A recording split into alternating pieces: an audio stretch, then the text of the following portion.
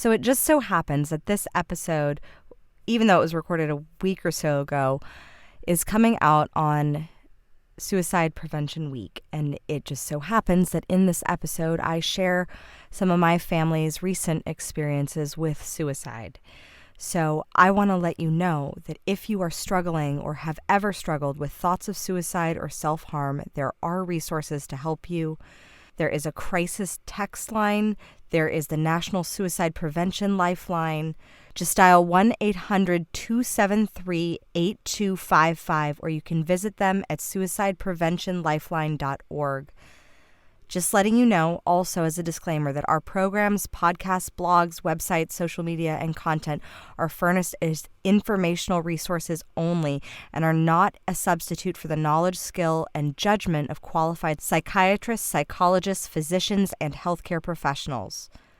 The content does not constitute medical or legal advice, and it is not intended to be relied upon to cure, diagnose, or treat any mental or physical health condition.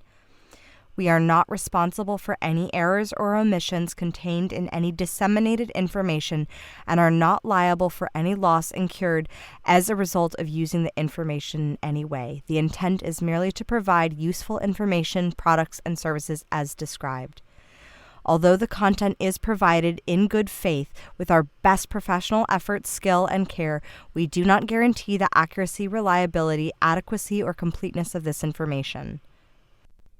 So with that being said, I want you to know that if you have ever had any sort of mental health issue or mental issues, depression, anxiety, or suicidal thoughts or suicidal ideation, please, please, please get help. You are massively loved. You have a purpose, which is why you are here, and your life and every person who is blessed to come into contact with you is touched by the ripple effect that you have in this world. You matter, and you are loved.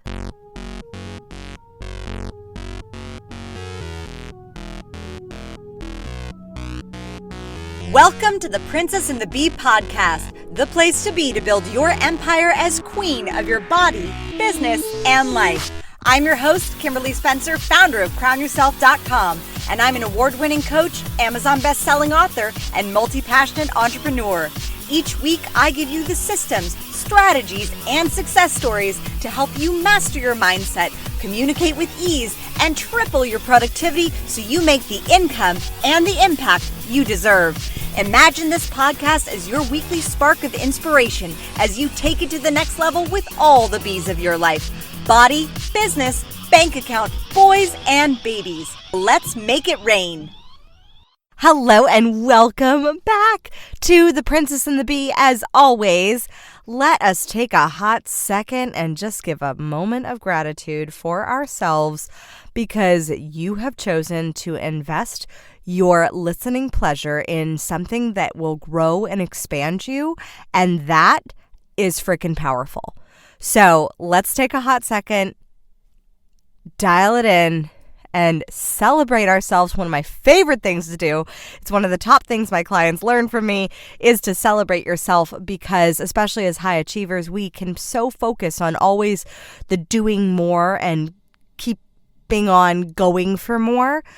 But taking that moment to celebrate, it trains our brains that we want to keep striving. Because if you don't celebrate your successes and the small wins throughout the day, what's going to make you celebrating the big wins any different? So, thank you all for being here. All right, we are diving into part 2 of the 32 lessons that I have learned from 32 years on this planet. I hope you found massive value in part 1. We will definitely be linking to part 1 in the comments, in the description. I'm so used to posting on social that I'm like, oh, it's in the comments. No, it's in the description. And today we are diving into it. Like, let's just get in like we do with a bold act of courage and moving forward with boundless strides. Number 11, You are made for more than just existing. Because you're alive, you still have massive purpose on this planet. This one was a big one that really hit home this past year. In November of last year, my uncle committed suicide, and it's not something that my family really likes to talk about, specifically because it was suicide, and I do think that there is a lot of shame about that. That being said, it did spin my dad, who was his brother, into a massive depression. And it got my dad actually contemplating suicide this past summer, which was why he was hospitalized and was sent to rehab, which I'm very, very happy that he went, because in the past he would have masked his feelings and his experience of his brother's death with alcohol or drugs or anything. So he didn't go to rehab to necessarily to detox off of drugs. He went in order to free himself and learn some new strategies, learn new coping mechanisms, learn tools that he had previously, his past tool, his past resource had been turning to alcohol and drugs, and he didn't have those tools of mindset, of forward focus, of journaling, of really anything, of support. And so I'm really happy that he went into rehab for that. That being said, it really made me take a step back and assess our purpose for being alive. Like, we don't know when our time is, no matter how old or how young we are. It could be at any time. So it comes down to savoring the day and also living into your purpose on a daily basis. And not many people do. A lot of times it's very easy to get caught up into a cycle of habit, of just muddling through the day, of stumbling through it and complaining about it, and all those things that I believe are just kind of existing, where you're there. I believe that because you still wake up with breath in your body, that you have a purpose, and every experience can be purposeful to guide you toward a greater purpose. Every experience can move you forward into greater purpose and greater compassion and greater love and greater connection with humans. So how are you living each day purposefully? Number 12, information is bullshit without action and application. I work with a lot of people who are super, super smart, who are high achievers, and who are also, if you're familiar with the bank code personality test. So you can, if you're not familiar with the bank code personality test, then definitely click the link in the description that will lead you to the bank code personality test. It's my www.mybankcode.com/Spencer, because when you take that test, you will see where you land, and this next part of this piece will make a lot more sense to you. But I work with a lot of people who have knowledge as their first or second card. And that means that they are very, very skilled at researching, at gathering information, and at their values are self-mastery and continuous learning. Though the thing is that having worked with a lot of high knowledge people, and it's not to say that people who don't have that value as their first or second card are not smart. They are. It's just it's a way of buying decisions. And so with the knowledges, they need to buy into as much information as possible before they make their decisions. What this can do is this can cause the action step, the decision, the movement forward to be slowed, for lack of a better word, because they are constantly seeking more information, but not necessarily taking action. So I attract a lot of these clients because I am also a high knowledge, and I am married to someone who is a high knowledge as well, who's got that as his second card. I have it as my third, but there is a more advanced test that is longer than 90 seconds long, which is the one that I sent you to on the website. It's literally will take you 90 seconds.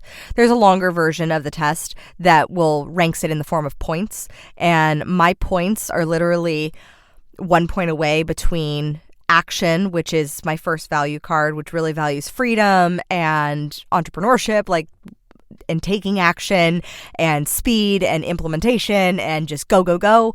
My second value card is nurture. So I really value personal growth, relationships.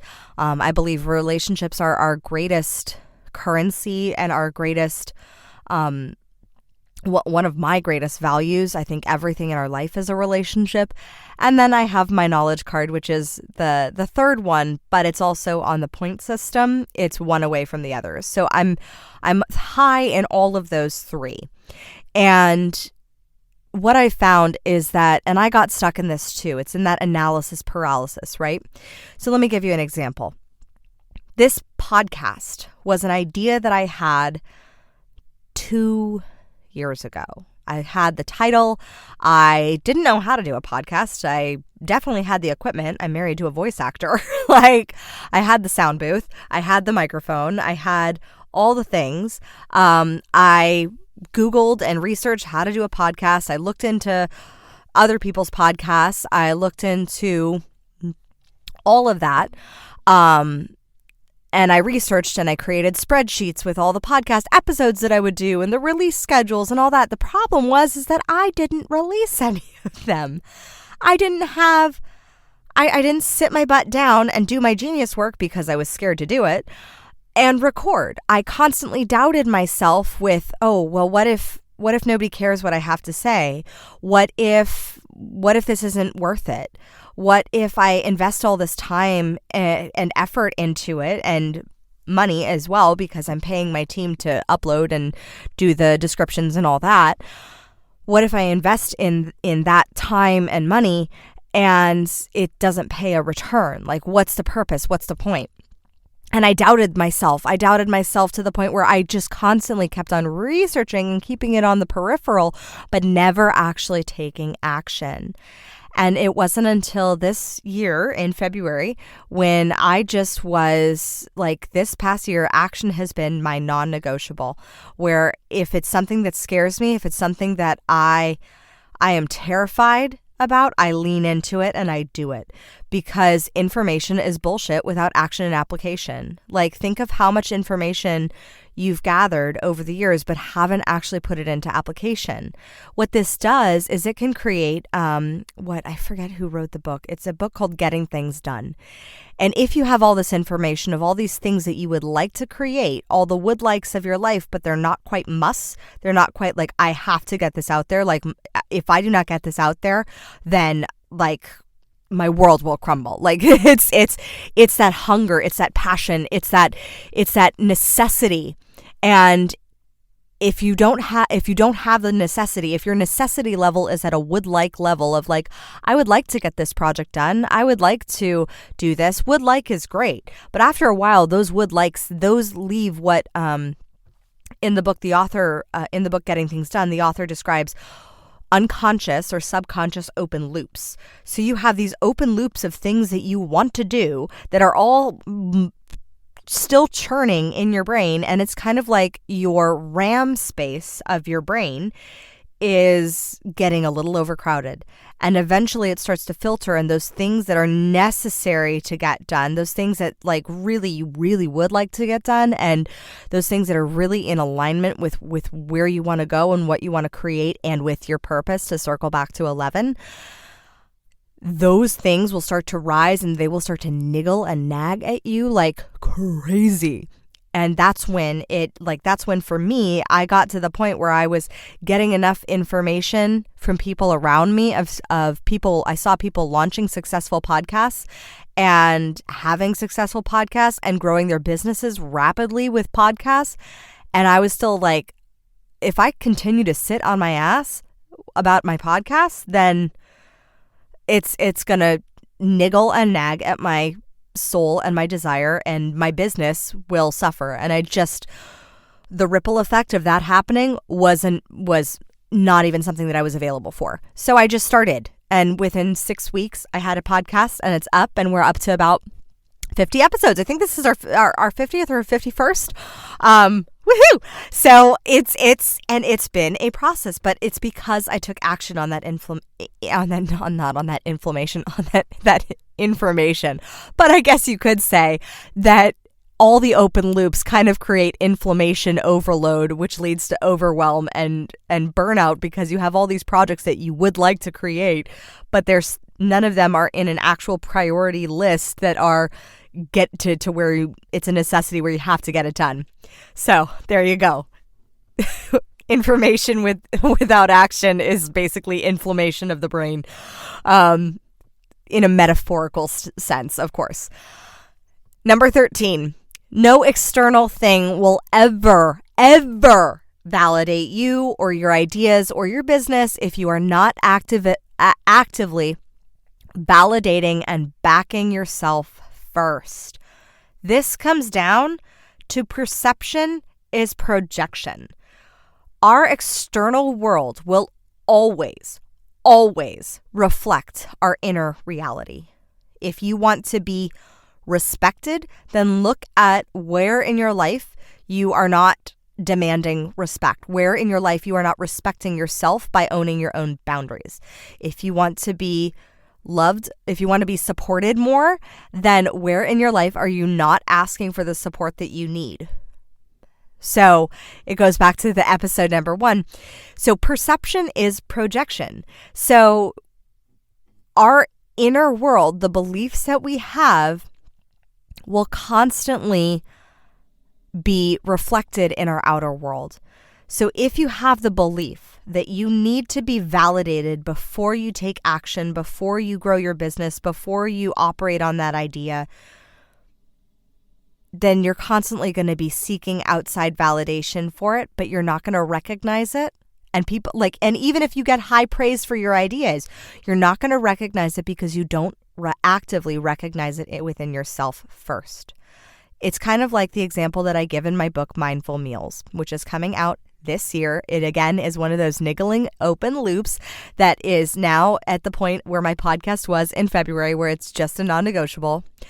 But it's like the example I give in Mindful Meals, where if you are walking down the street and you are constantly feeling like you are ugly and not like you're not pretty, and you feel gross about yourself, and you don't really love yourself, and you don't think you look that good in that outfit, and you're constantly judging yourself, if someone, no matter how many people say, "Oh my God, you look so cute. Oh my God, you look so cute," you will constantly say, "Oh, no, I don't." Or you're like, defer the comment because you do not receive it, because you do not actively see it inside of yourself first.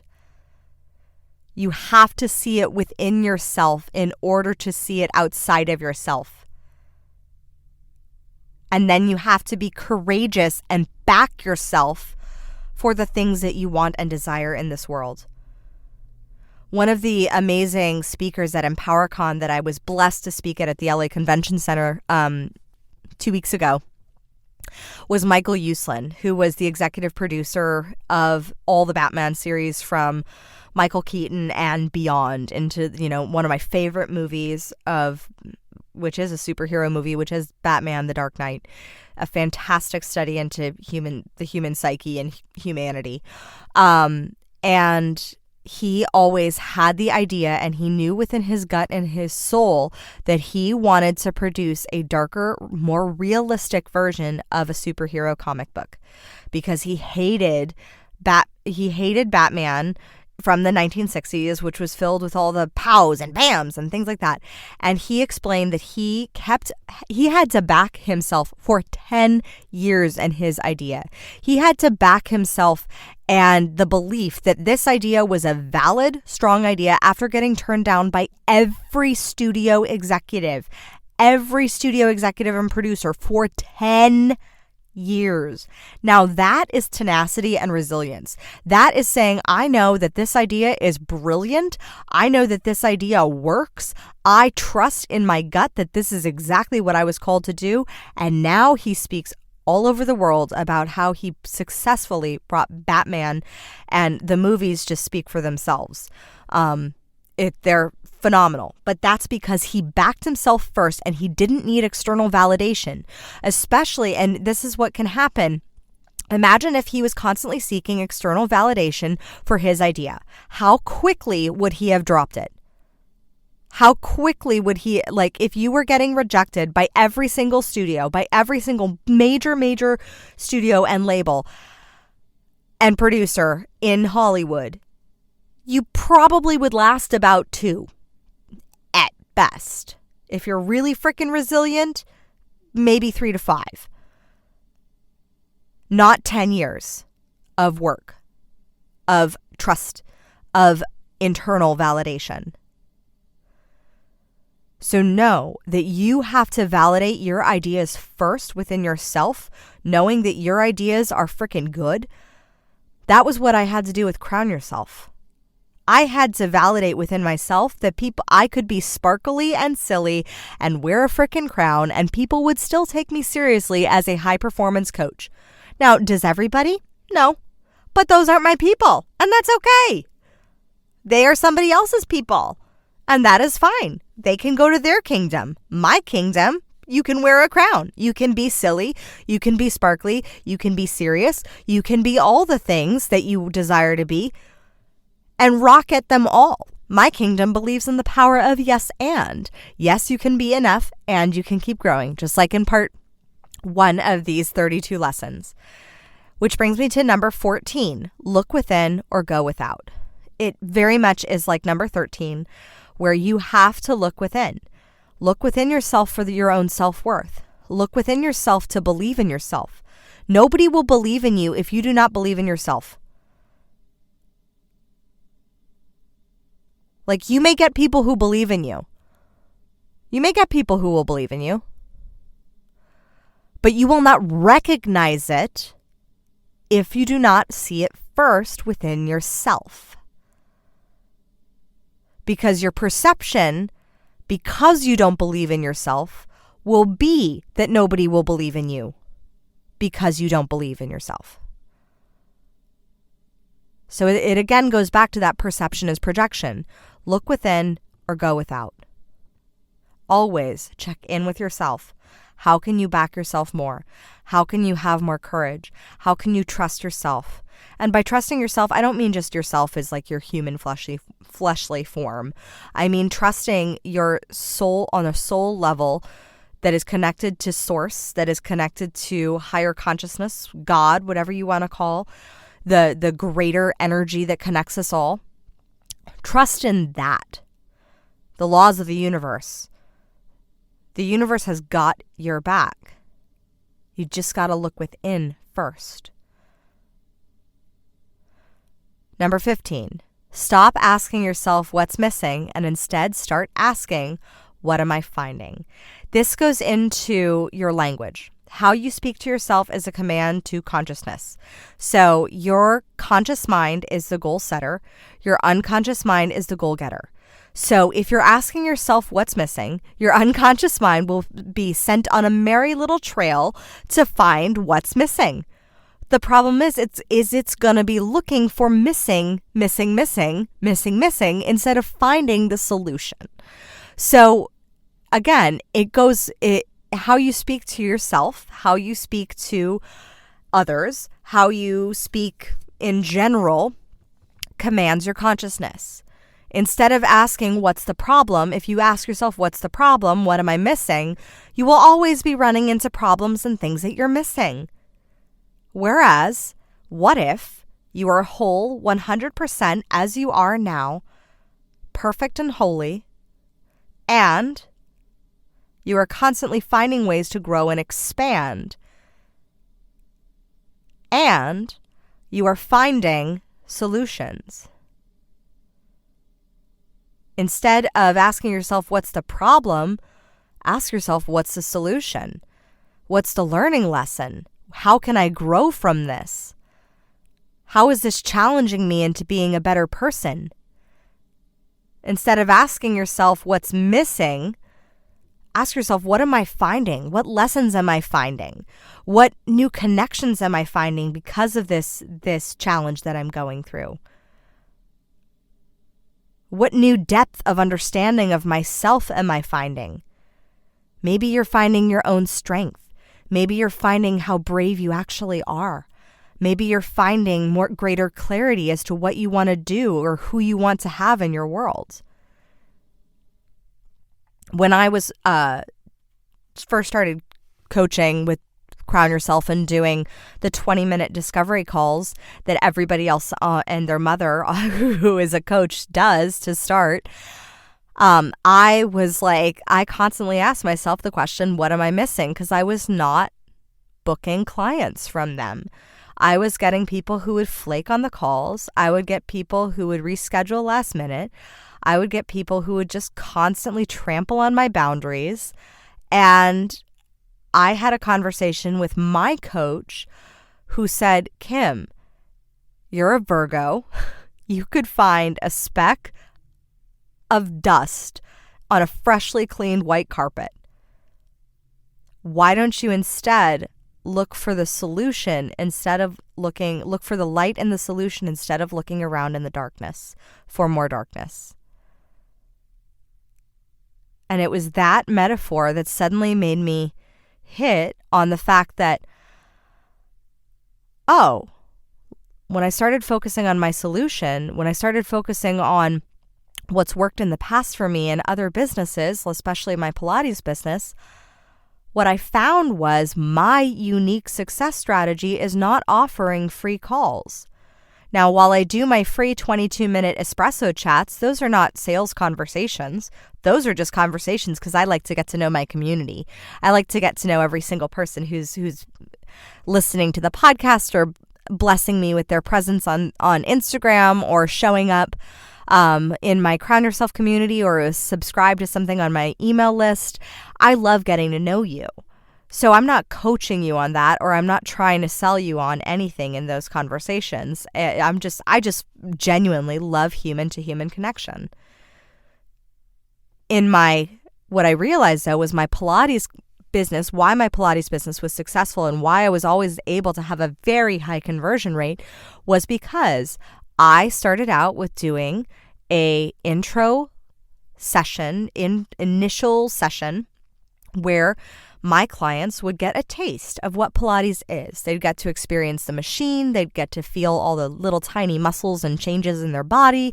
They would get to have they would get to experience and test drive the car, in essence, to see if it was something that worked for them.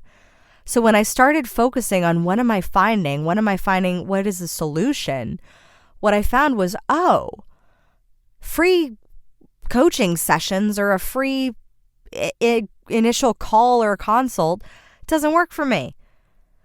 How often do you value something that's free?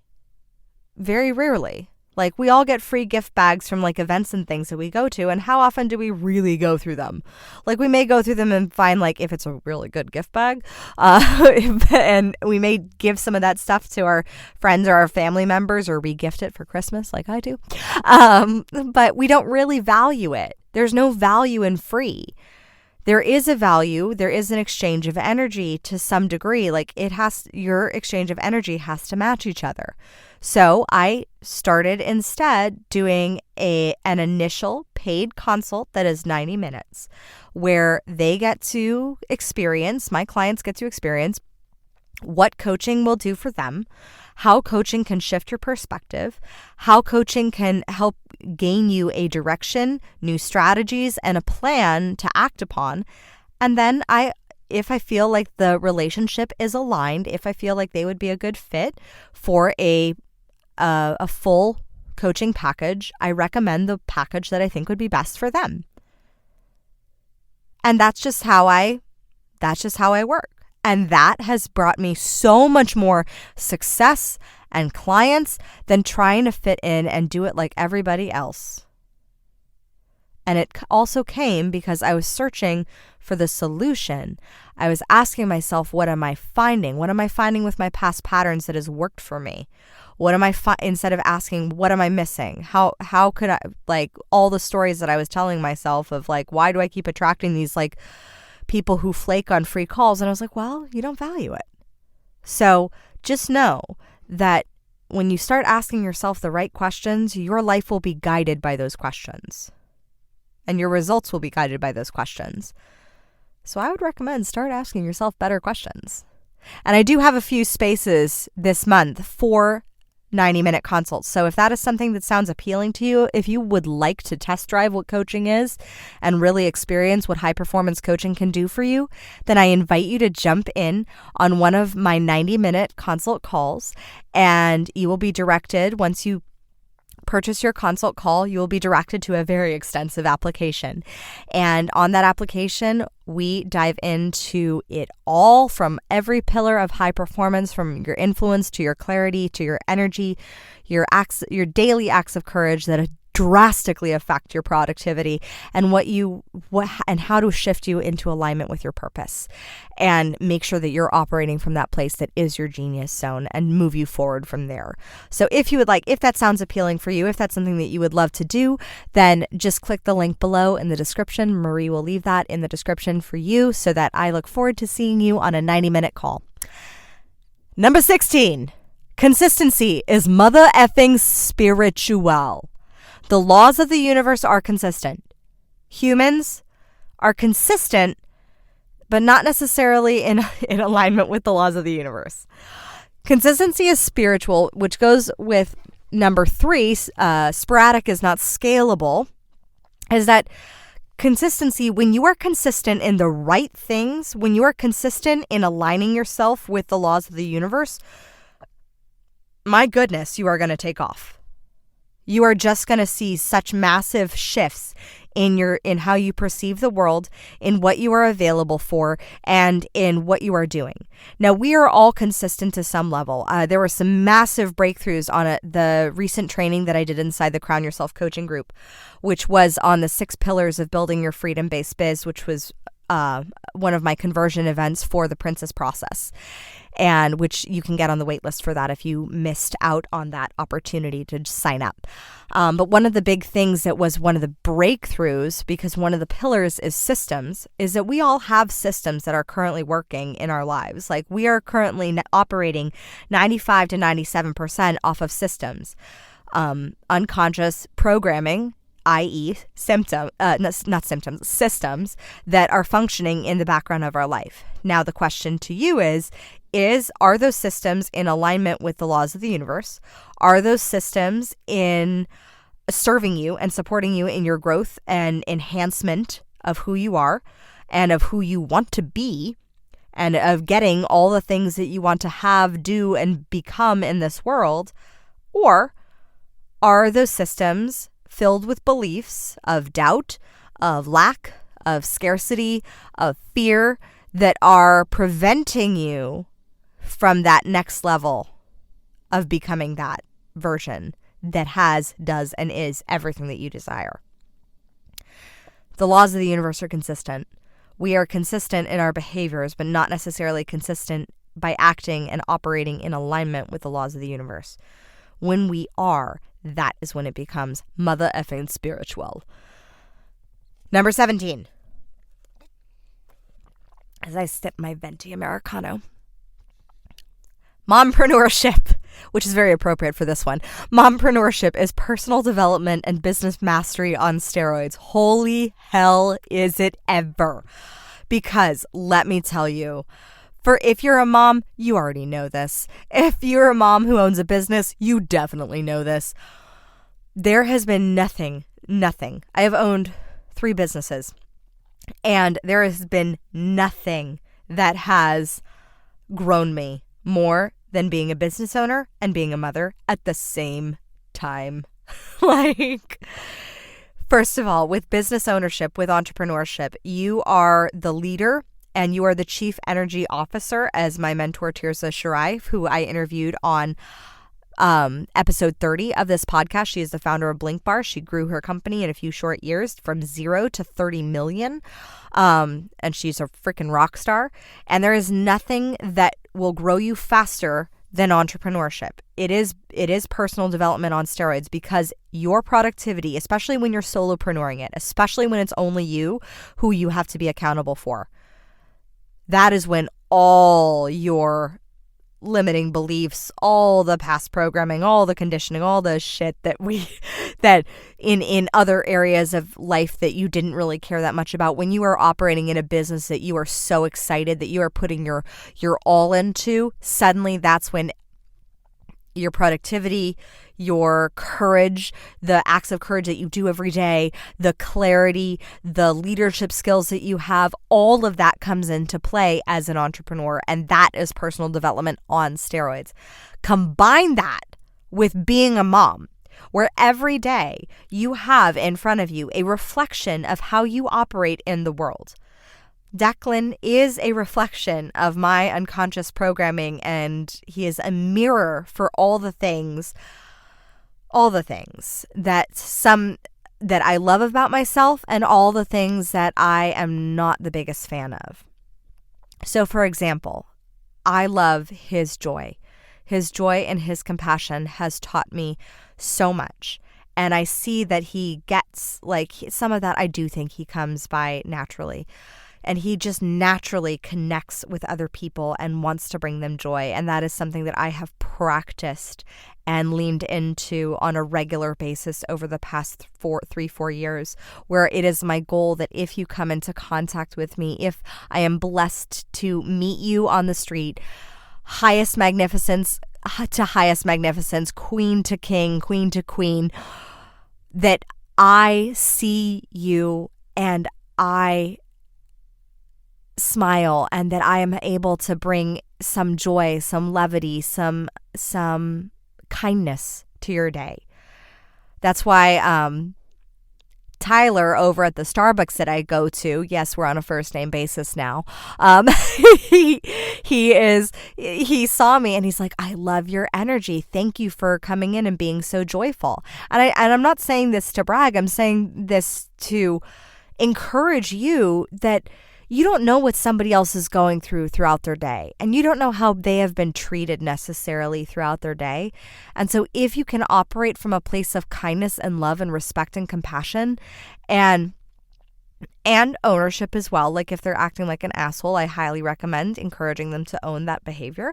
At the same time, if you're in that role where you're able to do so, at the same time, approaching it from a place of kindness and compassion and empathy. And I see that reflected in my son. He brings so much joy to people and so much freedom.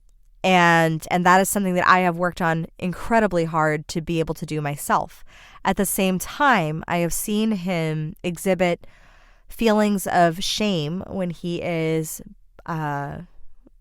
disciplined, when he does something that is inappropriate or that is challenging me. And when I challenge him back, or when he feels like he hurt me, especially if he feels like he hurt me, like one time he rolled over and whacked me with his giant bowling ball of his head, and it really, like, I was pretty darn sure my nose might have been broken. It was not, thank God, but it was quite hard. And I let out the biggest F-bomb on the planet and just like felt such shame about it afterwards that I just was like, I was beating myself up for my reaction and da-da-da-da-da.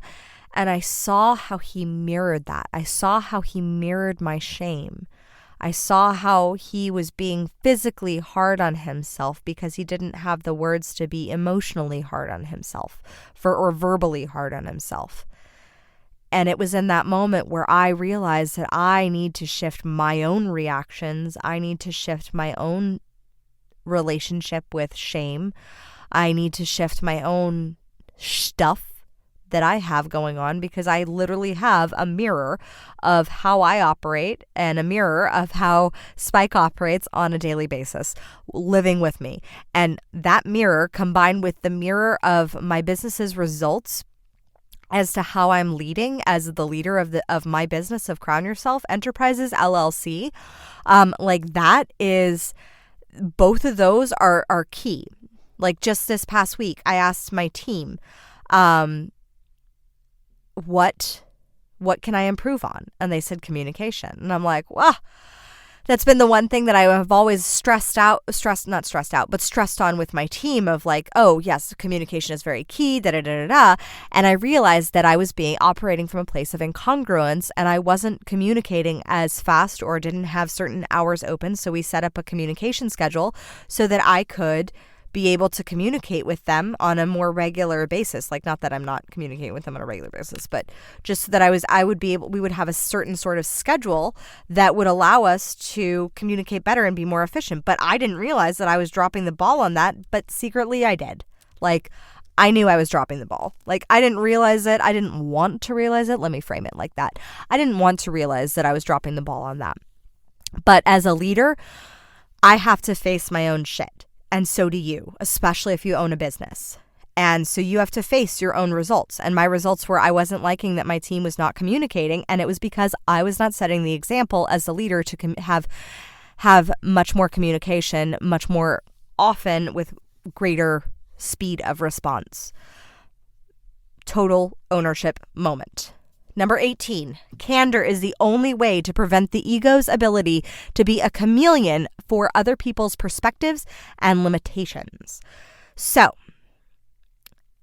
this is a big one, because candor is not just what you say. It's also what you withhold, what you would like to withhold. Let me frame it like that, but you don't. So, for example, I was working with a client who was struggling with her husband. Excuse me while I blow my nose. She was struggling with her relationship with her husband. She was not liking the fact that he was smoking. She was very much against that, and she was struggling in that space. And we had to have a very candid conversation. She didn't really like the fact that I called her on it.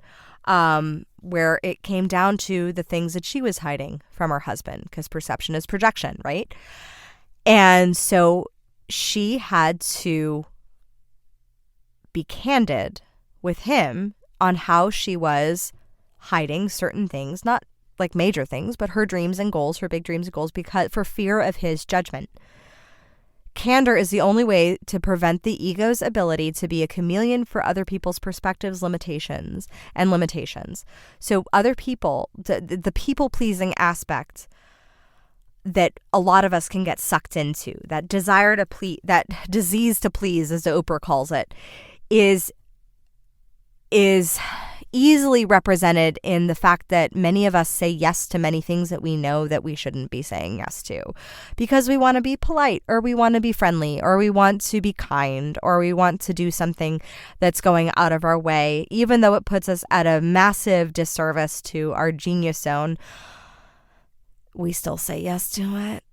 And I learned that saying no and being candid about those reasons and about those priorities and about the boundaries that I have around my time that I value massively, and around what I do on a daily basis and the time that I spend with my son and my priorities, like that, I realized I had to step into my place of being candid with my desires, my dreams, being unapologetic about what I'm going for, with how big I'm building Crown Yourself and what we're doing with moving forward, and also being candid with, ourselves as well, and being candid about recognizing where we had our failings and our breakdowns. Like, I had to have a candid conversation with my future self about the big learning lesson that I learned from my last launch, which was a flop.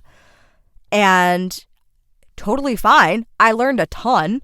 And so I'm really happy about that. And I had to have a candid conversation with my future self, because me and my future self meet quite often, about what I did that caused that breakdown to where it wasn't working. And that's okay. Number 19. Helping others rise will help you rise faster, farther, and beyond your wildest dreams. This is the law of karma in action. So I love this one. This one has been one that I have been practicing for the past 6 months because I stepped into my genius zone of connection. One of the benefits of working with me as your coach is that you are in my energy awareness attention so that I have you on my mind a lot more frequently than I have other people in my kingdom. So when you work with me privately, or if you're a member of the Princess Process, I have an awareness of you if you're consistently showing up in my space, right? And so if I'm coaching you, I have a clear idea of where you want to go, what you want to build, and who would be best to connect you with. And so thus, when I meet people, when I'm out and about, and because I have the belief that everywhere I go, I can have opportunities to make money. Everywhere I go, I meet someone who can be who I can either be of massive value to, or who could be of massive value to support me, or my clients. And that just because I operate from that belief, I meet amazing people regularly, which is really fun.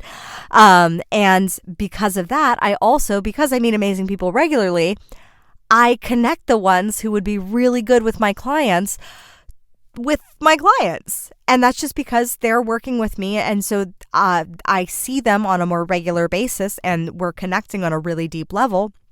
So I help them to rise faster and farther. Like one of my clients, I just got her first coaching client. Yes. And yes, she's a coach. Yes, I'm a coach. That coaching client was not a fit for me. And I was like, hey, this client would be a much better fit for you because of your experience, your background, your history, and all the things. And so I referred her. Like, that's just one of the things. And I do it without expectation. So here's the thing that many people can get tripped up on this one is, oh, you did this for me, so I did this for you, now you should return the favor. No. Karma does not work that way. Karma works in trusting that the universe is going to return the favor, not the other person who you did the favor for. The universe, it may come in the form of the other person who you did the favor for, but it may not. It may come in the form of somebody from long ago said, hey, so-and-so's got this amazing business. I think you'd be a fantastic coach for that person to help them with their high performance as a leader and a business owner. Okay, cool. Yes. It can come in many different ways. It's not coming, you do not give and help others to rise with the expectation that they're going to help you in return. It's giving without expectation, with just the knowledge and the trust that of course it's going to be returned, because that's the law of the universe, and that's a consistent law because the universe is consistent. So this brings us to number 20, which was one that definitely inside the Crown Yourself free group for my community of empire builders, this one was the one that brought up some questions and wanted some more clarity. So I think Jessica was the one who needed some more clarity on this one. So this one's for you. A queen is not affected by the energy of her subjects. This is one that I have struggled with in the past, and it is still a work in progress. But so the energy of her subjects, I don't mean that in a condescending way. I mean that in the way that we are all queens of our own lives. And thus anybody that has the pleasure and the privilege of coming into contact with us is a part of our kingdom or a subject in essence. That does not mean that they are below you or beneath you, because they are their own queen. You are meeting them queen to queen, or queen to king, or king to king, whichever. But what I mean is that a lot of times, especially for us empathetic people, those of you who, like me, are very highly in tune with energy, having the correct energetic boundaries with other people is something that is a necessity. And a queen, like, think of how a queen operates. If a queen automatically just like crumbled when somebody with negative energy came around her. She would be like, her reign would be done. Like, she would be done. But if you think of a queen where somebody with a negative energy or some sort of issue has a problem, a queen solves the problem and then moves on about her day. It's not about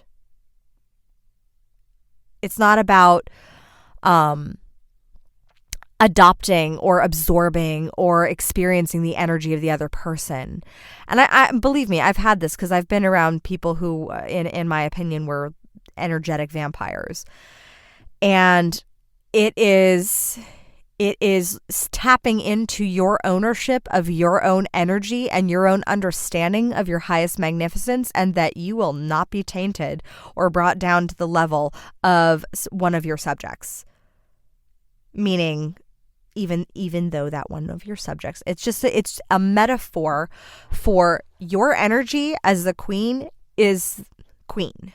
And so it is up to you to step into that and own your energy, and also own how you will allow yourself to be treated. So a queen is not affected by the energy of her subjects. Like, if people are not treating you appropriately, then send them out of your mother effing kingdom. If people are not, if your team is not communicating or working appropriately, then you know that you are going to hire a far better team next time, because you will not tolerate being treated that way. I spoke about this in the podcast episode in part 1 of this, of the energy of blame. So for me, in my perception, a queen or a king owns their energy and owns their actions and the results that thus ensued. And so when I had that experience of having a very, very close friend not own her shit, that was when I had my energy as queen was like, well, I'm not going to be brought down by this. I just am making a choice to respond by not spending as much time with you. And that's okay. That's okay. But I make the choice from a place of ownership of the queenly ship. And I'm not saying I do this all the time. I'm very not perfect at this one. Fully admit it. That's why it is a work in progress. But the queen's energy, the queen's energy is one of ownership and leadership. And you cannot lead if you are constantly falling into the energy of the followers and the doubters and the blamers and the complainers. You cannot lead. You would then become a follower. It is up to you to hold the standard of the energy that you will allow and tolerate within your world. For me, one of my favorite quotes from Tony Robbins is that you get what you tolerate. And you absolutely do. If you tolerate somebody treating you like crap, somebody trampling on your boundaries, then that is a sign that you are not respecting yourself as the queen of your own life. And you are allowing yourself to stoop into the energy of being a subject. Versus somebody treats you poorly, somebody tramples on your boundaries, and you say, okay, that's one. That's what I say to my son, where he challenges me, and he's in the age where he challenges, and that's totally fine. He is my little prince, and I am raising him to be a king. And the energy that he brings when he challenges me, I calmly, collectively, mostly, not always, again, 80 to 90%, say, Declan, that's one. And he knows. He gets up to 3, he goes in a timeout. So the energy, and it's not making that decision from a place of anger or negative emotions or blame or shame or judgment. It's just saying, this is how I deserve to be treated. You do not treat me this. If you treat me otherwise, that's 1. If you treat me otherwise again, that's 2. If you treat me otherwise a 3rd time, then there are consequences. So, what is your that's 1? What is, and do you even need to get to 3? Maybe you don't. Like there are certain things that if Declan does that he knows he's trampling on one of my boundaries or one of my husband's boundaries or one of our rules. Like he loves to challenge us on climbing the stairs at our home. And he knows he's fully able and capable to climb up the staircase by himself. He is not allowed to do that. It is dangerous. And so we set the boundary that he can climb up one stair by himself. Now, he has challenged us multiple times on this, and so he knows that he is only allowed to climb up one stair by himself. So since this standard has been set of the rule, and since he has challenged it enough times to where he's gotten into a couple timeouts because of it, he now no longer has a that's one. He has You broke the rule. You stepped over a boundary that was clearly defined. Here is the consequence. And he goes straight to timeout for that. But it's not from a place of anger. It's not stooping into the negative emotions of somebody else. It's like, let's say, for example, somebody cuts you off in traffic. You are having a fantastic day. You are like, I am the queen of my life. I am driving. I feel like ownership. I'm owning all my feelings. And the universe says, okay, cool. Let's explore how much in ownership of your state, of how you experience the world you are, and somebody cuts you off in traffic. Well, do you react? Do you react and go, oh, motherfucker, da-da-da-da-da-da-da? Or do you say, oh, he must be having a very rushed day. I wish him all the best. Do you take that sort of, that place of ownership of like, well, his attitude is not going to affect me.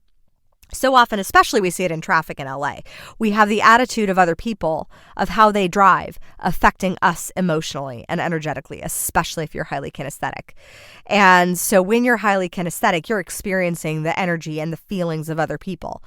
At the same time, a queen can notice the energy of other people. She does not have to suddenly slip to an energy that is beneath her, experiencing their energy at the same level. Does that make sense? Let me know if that makes sense. Because, for example, like the traffic example, you could easily slip into the same energy of rushed, hurried, pissed off, whatever you perceive that energy to be. And that just shows that there's some other work to do inside of yourself versus a queen or a king experiences that person behaving in that way and continues about their day as if nothing happened, because why would you even bother with the energy of somebody who's in that state? Why would you let it affect your day? You've got shit to do. You are mother effing important. You have things to, you have purpose to live into. Why would you let that person's energy affect your day? Heck no. This can easily also be experienced in the realm of gossip, of suddenly slipping, instead of meeting queen to queen, meeting subject to subject and talking about somebody else in a way that you would not speak to them if it was to their face. And that is something that I had, an energy that I had to step into with my mom, who she does like to kind of go into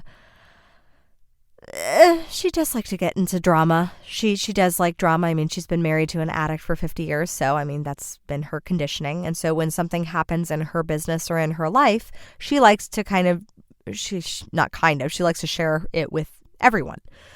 And I had an experience with her. We were having a conversation and she was going to tell me about how her manager of her business, of the crew, how her manager had something tragic that happened in his life. And I just said, I took a step back and I said, can I do anything about this tragedy?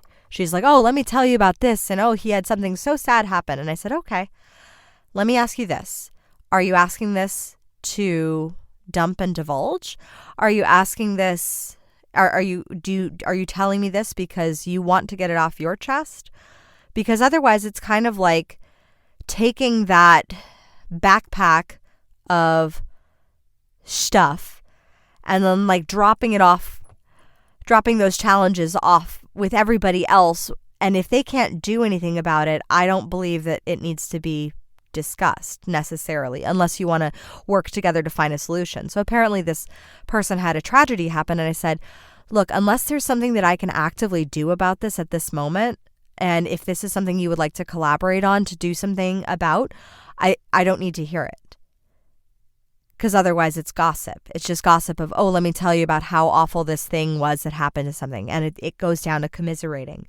And if you think that's unkind or cruel, like, of course, when I see the person to whom had some tragedy, I don't need to know the details. I will, of course, offer my condolences. And if there's anything I can do to help, cook them a dinner. No, not my cooking. No one wants my cooking. Like, have Spike cook him a dinner or give him some, like, I don't know what specifically happened. But if there's nothing that you can do about it, then why participate in the conversation? Participating in the conversation then is only allowing yourself to get wrapped up in the negative energy of the emotions, of the sadness, of the guilt, of the shame, of whatever emotions that are involved in that specific story. But you're not actually doing anything to actively solve it. And thus it's gossip.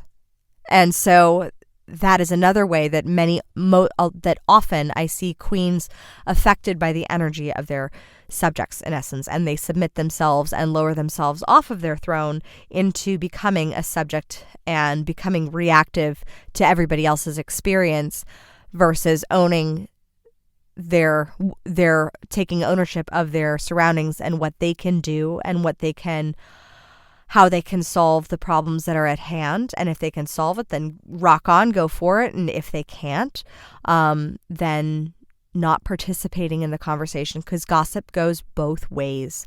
Gossip is not only from the person who is speaking the gossip, but if you are participating and actively listening in gossip, then you are gossiping as well. And you are just as guilty of gossip as the next person. Which is why I had recently had a good friend of mine who was struggling with her boss, and she wanted to kind of dump and gossip about all the horrible things her boss was doing, and I wouldn't allow it.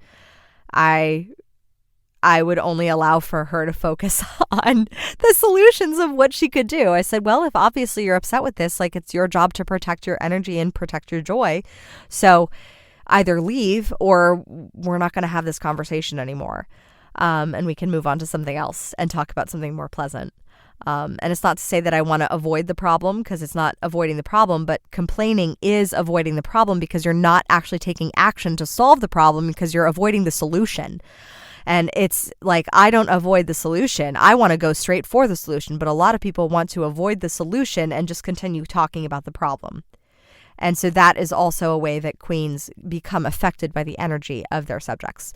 So let me know which one of these you liked best. We have come to the conclusion of part 2 of this list of 32 lessons from 32 trips around the sun. And I am so excited to learn from you which ones you liked best. So take a screenshot of this episode, post it in your stories. Tell me which lesson resonated the most with you.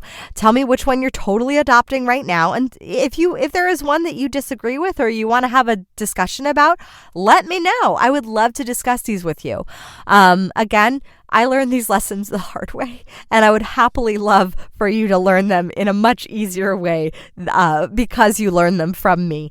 So if these are of any benefit to you, please let me know. Send my team an email at info@crownyourself.com or post it in your stories. And I love interacting with you on the gram. And again, if you feel like you would like to test drive private coaching, then I do have a few spots that are open for September for 90-minute consults. And I did also, since I'm taking on a few more 9-to-5ers who have traditional 9-to-5s, I did also open up my Saturdays because as an entrepreneur, I now don't really work on Mondays. I just changed my week around so that it starts on Tuesday and we rock it out so that I can help the people on Saturdays who need my help the most, who are in a traditional 9 to 5 and can't take 90 minutes off of work at this moment. So, with that being said, as always, my fellow badass empire builders, own your throne, mind your business, because your reign is now. Ciao! Thank you so much for tuning in today. If what you heard resonated with you, be sure to subscribe and share your breakthroughs and ahas with me by leaving a review on iTunes so I can keep the magic flowing your way. And if you aren't already following us on social media, come experience the extra inspiration and queenly convos on Instagram at Crown Yourself Now, or visit our website at crownyourself.com. I am so excited to connect with you in the next episode. And in the meantime, go out there and create a body, business, and life that rules.